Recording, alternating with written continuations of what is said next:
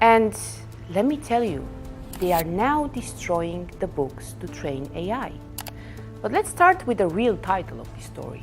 The biggest enemies of the world?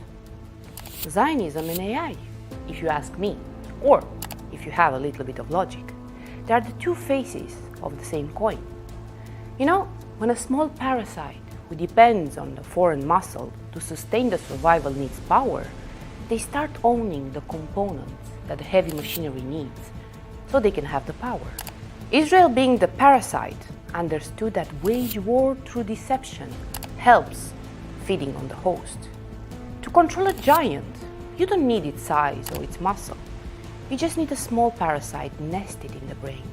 It wraps around the levels of power and it uses the leverage of blackmail to hold the leash.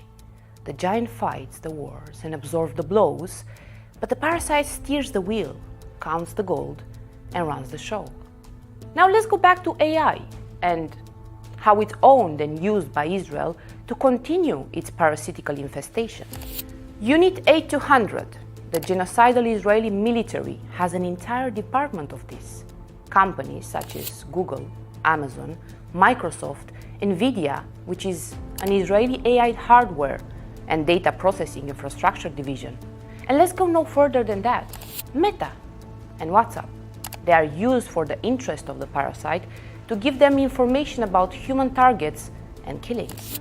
Lavender, it's an AI-powered database developed and used by the Israeli military that analyzes massive surveillance data to identify and generate potential human targets for strikes. Palantir Technologies, with Alex Karp ahead. Most AI companies are owned or started by Zionists and lunatics with blind devotion to their bloody plans of destruction and control. Zionism and AI are more than tangled.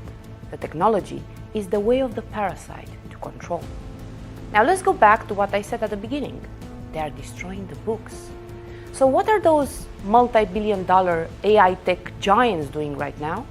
They are buying up millions of physical books, rare historical records, antique literature and out-of-print journals, and putting them through industrial hydraulic cutters.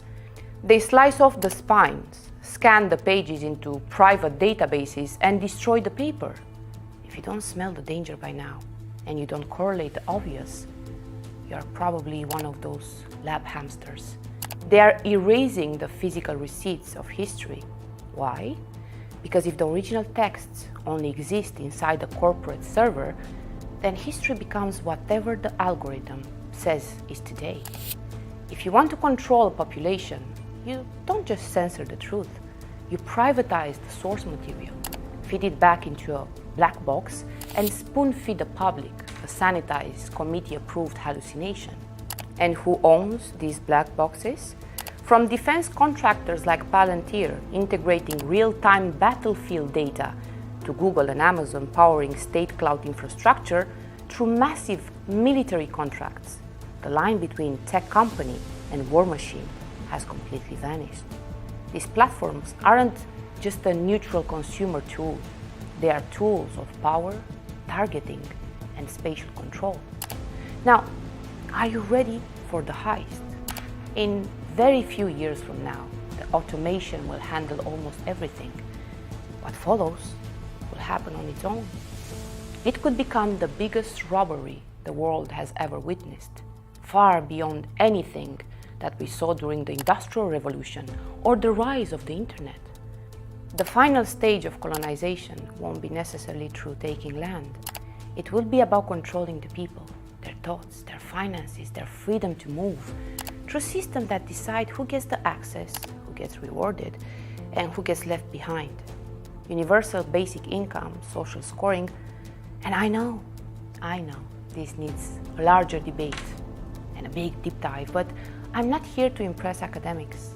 I'm here to speak with the people, to tell you to think while it's still legal. Maybe you're a teacher, maybe you're a cook, a taxi driver, maybe you are a stay-at-home mom, or maybe you're just someone trying to survive another week. I'm talking to you. Don't let anyone convince you that critical thinking only belongs to experts. It doesn't. It belongs to every human being. You don't need a title to notice when something doesn't make sense. Protect your curiosity, protect your judgment, because the day you stop thinking for yourself, someone else, those monsters will do it for you.